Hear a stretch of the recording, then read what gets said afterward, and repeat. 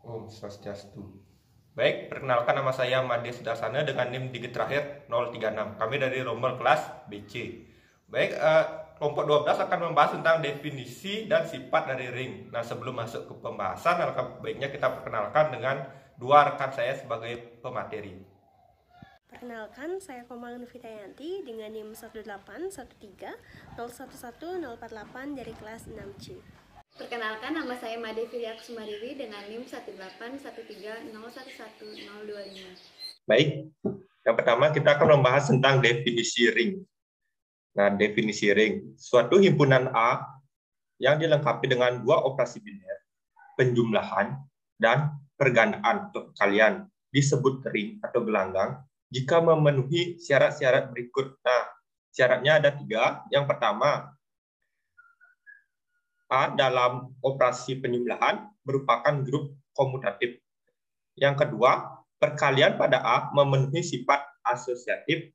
Yang ketiga, pada A berlaku sifat distributif, yakni setiap A, B, C elemen A berlaku distributif kiri, yaitu A kali dalam kurung B ditambah C, yang hasilnya A kali B ditambah A kali C. Ini disebut distributif kiri. Nah, sedangkan distributif kanan, dalam kurung A ditambah B dikali C, hasilnya A kali C ditambah B kali C. Ini disebut distributif kanan. Jadi, jika memenuhi 3 syarat ini, maka disebut dengan ring. Nah, contoh soal. Set adalah himpunan semua bilangan bulat. Didefinisikan pada operasi penjumlahan adalah operasi penjumlahan biasa dan kali adalah operasi perkalian biasa. Set operasi penjumlahan, operasi perkalian, apakah merupakan ring? Nah, itu pertanyaannya. Jadi kita akan membuktikan apakah dia memenuhi 3 syarat tadi agar disebut dengan ring. Yang pertama, set untuk penjumlahan membentuk struktur grup abelian, grup komutatif. Yang pertama, harus memenuhi sifat tertutup terhadap operasi penjumlahan. Nah, sifat tertutup terhadap operasi penjumlahan, di mana setiap A, B elemen set, A ditambah B elemen set. Artinya, hasil dari penjumlahan A ditambah B itu merupakan elemen set. Jadi terbukti karena ketertutupan penjumlahan bilangan bulat. Yang B yaitu bersifat asosiatif. Setiap A, B, C elemen set, di mana A ditambah B, pastikan dulu, baru ditambah C, sama dengan A ditambah dalam kurung B ditambah C. Nah, ini bersifat asosiatif, terpenuhi karena penjumlahan bilangan bulat. Yang C mempunyai elemen identitas. Terdapat E elemen set, sedemikian hingga setiap A elemen set berlaku A ditambah E sama dengan A atau sama dengan E ditambah A.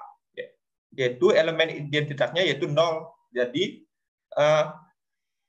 berapapun elemen yang terdapat dalam set, jika ditambah dengan 0 itu adalah identitas atau kembali pada dirinya sendiri. Jadi 0 merupakan elemen identitas pada bilangan bulat. Yang D, setiap elemen mempunyai inverse, yaitu setiap A elemen set terdapat A inverse elemen set. Nah, sedemikian sehingga A ditambah A inverse sama dengan identitas, atau A inverse ditambah A sama dengan identitas. Jadi A inverse di sini yaitu ini negatif A. Jadi A ditambah negatif A hasilnya akan identitas. Jadi dia mempunyai inverse untuk semua elemen A terdapat dalam set.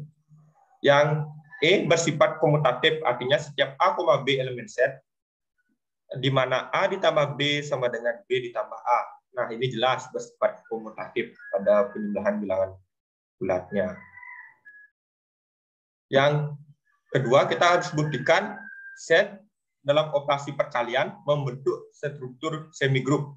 Nah, bersifat tertutup terhadap operasi perkalian. Setiap A, B elemen set, di mana A kali B itu elemen set juga. Jadi sifatnya ketertutupan perkalian bilangan bulat ini sudah terpenuhi.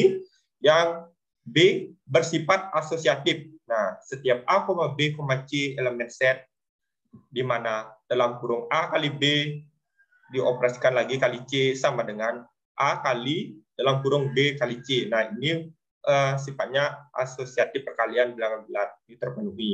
Nah, yang terakhir itu bersifat distributif kiri dan distributif kanan. Di setiap A, B, C elemen set A kali B ditambah C sama dengan dalam kurung A kali B ditambah A kali C. Nah, ini disebut distributif kiri. Kalau distributif kanan, yaitu dalam kurung A ditambah B kali C sama dengan A kali C ditambah B kali C. Jadi terpenuhi ini. Berarti bersifat distributif kiri dan distributif kanan. Jadi kesimpulannya, set dalam operasi penjumlahan dan perkalian merupakan ring komutatif. Nah, ini dia, terbukti dia. Yaitu ring komutatif. Suatu struktur aljabar R dalam operasi penjumlahan, operasi perkalian, dikatakan sebagai suatu ring komutatif jika memenuhi 3 aksioma ini. Yang pertama, R dalam operasi penjumlahan merupakan grup abelian. Yang kedua, R dalam operasi perkalian merupakan semigrup komutatif. Yang ketiga, berlaku distributif operasi perkalian terhadap operasi penjumlahan. Nah, agar lebih paham, kita bahas contoh soal. Contoh soalnya yaitu H himpunan genap ganjil. Kita akan membuktikan bahwa A dalam operasi penjumlahan, operasi perkalian adalah suatu ring komutatif. Yang pertama kita buktikan di mana A dalam operasi penjumlahan merupakan suatu grup abelian. Tentunya kalau suatu grup abelian harus memenuhi sifat ketertutupan. Nah, lihat tabel ini. Dalam tabel Celi, genap ditambah genap hasilnya genap. Genap ditambah ganjil hasilnya ganjil. Ganjil ditambah genap hasilnya genap. Dan ganjil ditambah ganjil hasilnya genap. Nah, dalam hal ini jelas terbukti bahwa dia sifatnya tertutup terhadap operasi penjumlahan. Yang kedua, sifat asosiatif. Setiap A, B, C elemen A berlaku dalam kurung A ditambah B ditambah C sama dengan A ditambah dalam kurung B ditambah C. Ini sifat asosiatif. Kita akan buktikan, misalnya kita mengambil sembarang A, B, C elemen A. Misalkan A itu genap, B itu ganjil, C itu genap. Maka dalam asosiatif kanan, A ditambah B ditambah C. Nah, dalam kurung ini genap ditambah ganjil, hasilnya ganjil. Ditambah genap, ganjil ditambah genap, hasilnya tetap ganjil. Dalam asosiatif kiri, A ditambah dalam kurung B ditambah C. Nah, di sini A-nya itu genap, ditambah ganjil tambah genap. Ganjil tambah genap itu hasilnya ganjil. Jadi, genap tambah ganjil, hasilnya tetap ganjil. Nah, yang ketiga yaitu mempunyai elemen identitas. Nah, identitas artinya setiap elemen jika ditambah dengan sesuatu itu menghasilkan bilangan itu sendiri. Nah, misalkan ini terdapat E elemen A. Nah, yaitu genap karena setiap A elemen A, jika A ditambah genap, hasilnya akan tetap A. A tambah genap sama dengan genap tambah A, jadi hasilnya tetap A. Jadi nilai identitasnya yaitu genap.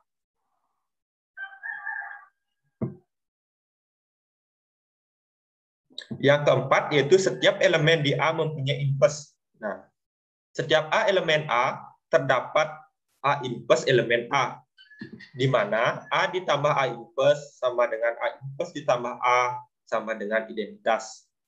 Jadi dari tabel tadi bahwa jelas bahwa genap inverse hasilnya adalah genap. Jadi ganjil inverse hasilnya ganjil. Jadi terbukti bahwa setiap elemen di A mempunyai inverse. Yang keempat, bersifat komutatif. Nah, jelas bahwa ini bersifat komutatif karena setiap A, B elemen A terdapat A ditambah B sama dengan B ditambah A. Jelas terbukti komutatif. Jadi A dalam operasi penjumlahan merupakan grup abelian. Yang kedua, kita buktikan A dalam operasi perkalian suatu semigrup komutatif. Yang pertama, bersifat tertutup. Nah, bersifat tertutup terhadap operasi perkalian. Dapat ditunjuk menggunakan tabel Cayley. Genap dikali genap hasilnya genap. Genap dikali ganjil hasilnya genap. Misalkan genap itu kita ambil contohnya 2, ganjil kita 3. Jadi genap kali ganjil 2 kali 3 sama dengan 6. Jadi hasilnya tetap genap. Genap kali ganjil hasilnya genap. Ganjil kali ganjil, ganjil kali genap hasilnya genap. Ganjil kali ganjil hasilnya ganjil. Jelas bahwa ini sifatnya tertutup terhadap operasi perkalian. Yang kedua, bersifat asosiatif. Nah, di mana setiap A, B, C elemen A berlaku dalam kurung A kali B kali C sama dengan A kali dalam kurung B kali C. Nah, langkah awalnya kita misalkan sembarang A, B, C elemen A. Misalkan A sama dengan genap, B sama dengan ganjil, C sama dengan genap. Maka diperoleh asosiatif dari kanan, yaitu A kali B dalam kurung dikali C. Jadi genap kali ganjil, hasilnya genap, kali genap, hasilnya tetap genap. Kalau asosiatif dari kiri, A kali dalam kurung B kali C, genap dikali dalam kurung ganjil kali genap, hasilnya genap. Jadi genap kali genap, hasilnya tetap genap.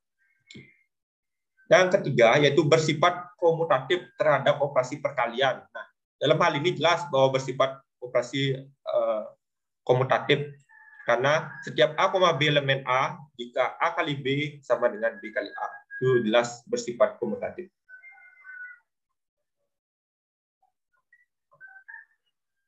Nah, yang ketiga itu berlaku sifat distributif perkalian terhadap penjumlahan.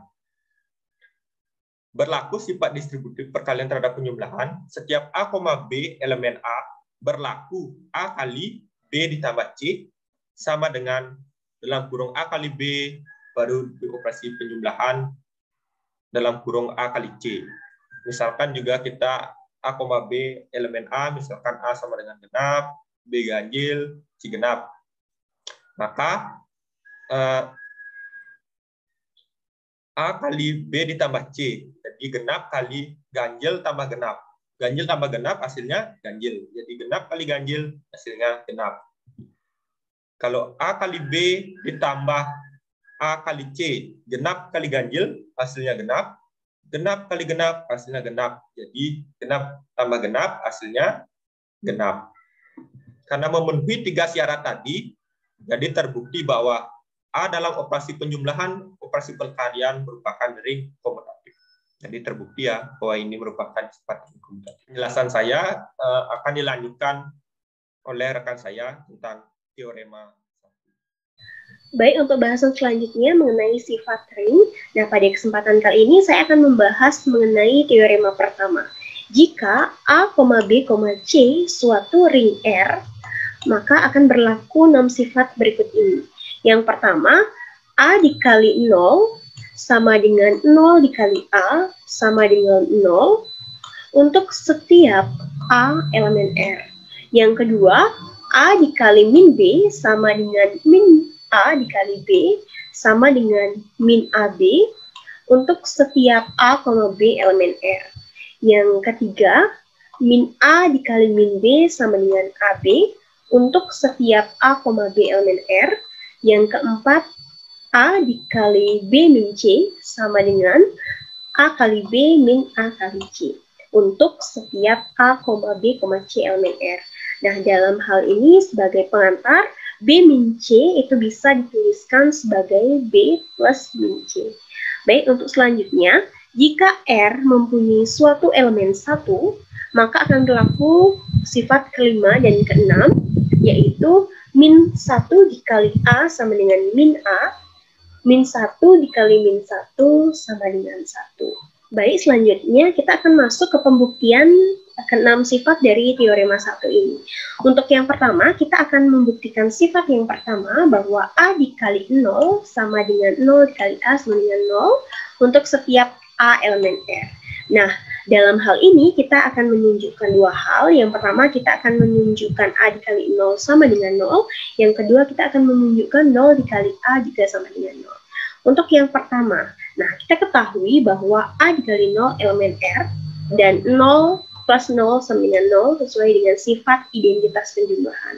Sehingga untuk membuktikan A dikali 0 sama dengan 0, itu akan sama dengan A dikali 0 plus 0 sama dengan A dikali 0 plus 0.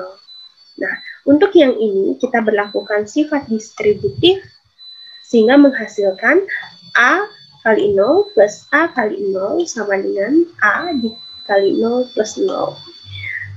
Kita berlakukan sifat kanselasi terhadap penjumlahan, kita kanselasi yang sebelah kiri, sehingga menghasilkan A dikali 0 sama dengan 0. Jadi terbukti. Untuk 0 dikali A sama dengan 0, kita bisa menggunakan cara yang seperti tadi, sehingga 0 plus 0 dikali A sama dengan 0 dikali A plus 0, sesuai dengan sifat identitas penjumlahan. Nah, di sini kita berlakukan sifat distributif juga, sehingga menghasilkan 0 dikali A plus 0 dikali A, sama dengan 0 dikali A plus 0. Kita berlakukan sifat kanselasi terhadap penjumlahan, kanselasi yang sebelah kiri, sehingga sisanya menghasilkan 0 dikali A sama dengan 0. Jadi ini juga terbukti. Sehingga untuk sifat yang pertama ini bisa kita buktikan. Selanjutnya kita akan membuktikan sifat yang kedua, yaitu A dikali min B sama dengan min A dikali B sama dengan min AB. Nah, dalam hal ini juga kita akan menunjukkan dua hal. Yang pertama, kita akan menunjukkan A dikali min B sama dengan min AB. Yang kedua, kita akan menunjukkan min A dikali B sama dengan min AB. Nah, sebelumnya kita ketahui bahwa untuk setiap A, B elemen R, itu sedemikian sehingga min A, min B elemen R, maka min A plus A sama dengan 0, dan min B plus B sama dengan 0. Untuk yang pertama, kita akan menunjukkan bahwa A dikali min B sama dengan min AB. Nah, kita lakukan manipulasi aljabar sehingga menghasilkan A min B sama dengan A min B plus AB plus min AB. Nah, kemudian kita berlakukan sifat distributif di sini sehingga menghasilkan A dikali dalam kurung min B plus B. Bisa dilihat min B plus B hasilnya adalah 0. Sehingga menghasilkan A0 min AB. Ingat teorema 1 pada sifat yang pertama tadi, A0 itu akan sama dengan 0. Sehingga A min B sama dengan 0 min AB. Sehingga menghasilkan terbukti bahwa A min B sama dengan min AB. Kemudian untuk yang kedua, untuk min A dikali B sama dengan min AB, kita bisa tunjukkan dengan cara yang sama seperti tadi. Kita bisa lakukan manipulasi aljabar sehingga menghasilkan min A kali B plus AB min AB. Kemudian kita melakukan sifat distributif juga di sini sehingga menghasilkan min A plus A dikali B sama dengan min AB. Min A plus A hasilnya adalah 0, sehingga 0B min AB. 0B itu dalam teorema 1 pada sifat yang ke I, itu hasilnya akan sama dengan 0, sehingga terbukti juga bahwa min A kali B sama dengan min AB. Nah, berdasarkan hari ini, sifat yang kedua bisa kita buktikan. Baik, selanjutnya kita akan membuktikan sifat yang ketiga, yaitu min A dikali min B sama dengan AB untuk setiap A, B elemen R. Nah, untuk pembuktiannya sendiri, kita bisa gunakan teorema 1 untuk sifat yang kedua, yaitu min A dikali min B sama dengan min A dikali dalam kurung min B. Nah, min A dikali min B ini dalam teorema 1 sifat yang kedua itu bisa dituliskan sebagai min AB. Sehingga minus dikali minus hasilnya positif sehingga menghasilkan AB. Jadi terbukti bahwa min A dikali min B itu sama dengan AB. Nah, Selanjutnya kita akan membuktikan sifat yang keempat, yaitu A dikali B min C sama dengan AB min AC untuk setiap A, B, C elemen R. Nah, untuk pembuktiannya, yang pertama kita bisa menggunakan definisi BC sama dengan B plus min C. Sehingga A dikali B min C sama dengan A dikali B plus min C. Nah, kita berlakukan sifat distributif di sini sehingga menghasilkan AB ditambah A min C. Ingat kembali teorema 1 pada sifat yang kedua, A min C itu sama dengan min AC. Sama dengan AB plus min AC. Sehingga menghasilkan AB min AC. Jadi terbukti bahwa A dikali B min C itu akan sama dengan AB min AC. Selanjutnya, jika R mempunyai suatu elemen 1, maka akan berlaku sifat kelima dan keenam. Nah, untuk sifat yang kelima ini, untuk min 1 dikali A sama dengan min A, itu kita bisa buktikan yang pertama dengan cara asosiatif ya. Min 1 dikali A sama dengan min 1 dikali 1 dikali A. Ingat kembali teorema 1 pada sifat yang kedua, sehingga menghasilkan min 1 dikali 1 dikali A. Sama dengan min A dikali 1 kali 1 sama dengan min A. Jadi terbukti bahwa min 1 dikali A itu akan sama dengan min A. Nah, selanjutnya untuk pembuktian yang keenam, kita akan membuktikan sifat yang keenam yaitu min 1 dikali min 1 sama dengan 1. Untuk pembuktiannya, kita bisa menggunakan teorema 1 pada sifat yang kedua, diingat kembali, sehingga min 1 dikali min 1 sama dengan minus dikali minus hasilnya positif ya. Sehingga min 1 dikali min 1 hasilnya adalah 1. Nah, selanjutnya kita akan masuk pada contoh soal. Nah, misalkan 1,2,3 elemen R positif, maka untuk sifat yang pertama akan berlaku 1 dikali 0 sama dengan 0 dikali 1 sama dengan 0. Untuk sifat yang kedua, 1 dikali minus 2 sama dengan min 1 dikali 2 sama dengan min 1 dikali 2 sama dengan min 2. Untuk sifat yang ketiga, min 1 dikali min 2 sama dengan 1 dikali 2 sama dengan 2. Untuk yang sifat keempat, 1 dikali dalam kurung 2 min 3 sama dengan 1 dikali 2 min 1 dikali 3 sama dengan min 1. Baik, sekian terkait pembahasan mengenai teorema 1. Untuk berikutnya akan dilanjutkan oleh rekan saya. Baiklah, di sini saya akan melanjutkan presentasi dari rekan saya. Yang pertama untuk ring unit. Terdapat ring yang memiliki unit adalah unik, di mana unit ini sendiri merupakan identitas. Jika elemen ring memiliki inverse perkalian, maka ring tersebut unik. Untuk yang pertama yaitu ring tidak butuh mempunyai identitas, tapi jika ada maka disebut unik.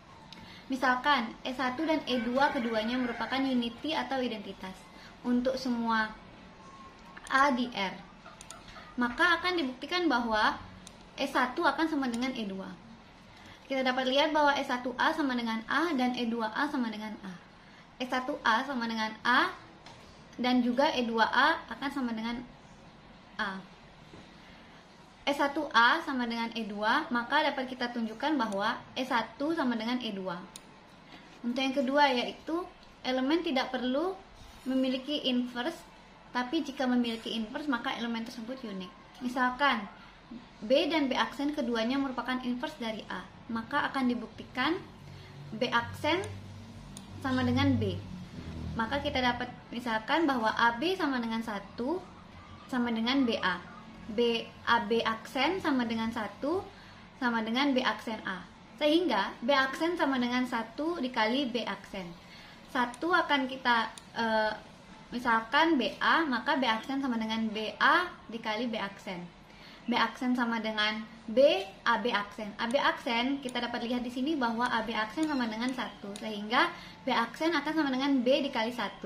Sehingga kita dapat menunjukkan bahwa B aksen sama dengan B.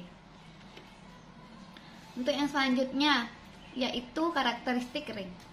Misalkan R adalah suatu ring jika semua A, B di R ada bilangan bulat positif terkecil n, sehingga demikian NA sama dengan E, di mana E ini merupakan elemen identitas pada operasi pertama. Maka ring R ini dikatakan mempunyai karakteristik n.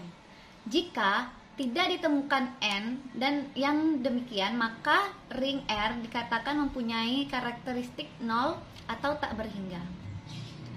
Kita contoh pada Z7 operasi penjumlahan dan perkalian. Adalah suatu ring dan mempunyai karakteristik 7. Kita akan buktikan dengan elemen identitas terhadap operasi penjumlahan dalam Z7 adalah 0. Maka semua A elemen Z7 yaitu 7A sama dengan 0, sesuai dengan definisi di sini. Sehingga misal 7 dikali 5 sama dengan 35. 35 ini merupakan 0 modulo 7 dan tidak ada bilangan bulat positif yang lebih kecil dari 7 yang memenuhi NA sama dengan 0 untuk setiap A di Z7. Sehingga ring Z7 mempunyai karakteristik 7. Maka kita dapat membuktikan bahwa ring Z7 mempunyai karakteristik 7. Kemudian untuk teorema kedua, yaitu sebuah ring memiliki kanselasi jika tidak memiliki pembagi 0. Kita dapat buktikan dengan memisalkan A adalah ring dan A memiliki kanselasi. Untuk membuktikan A tidak memiliki pembagi 0, ambil A, B, C di A. Asumsikan jika ring A tidak memiliki pembagi 0. Untuk membuktikannya bahwa A memiliki sifat kanselasi, kita misalkan bahwa A tidak sama dengan 0.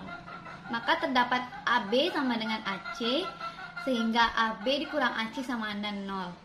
Kita keluarkan, maka A dikali B min C sama dengan 0.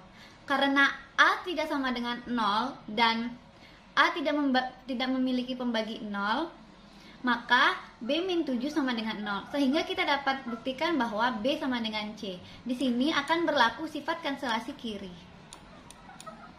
Sekian presentasi dari kelompok kami, saya ucapkan terima kasih.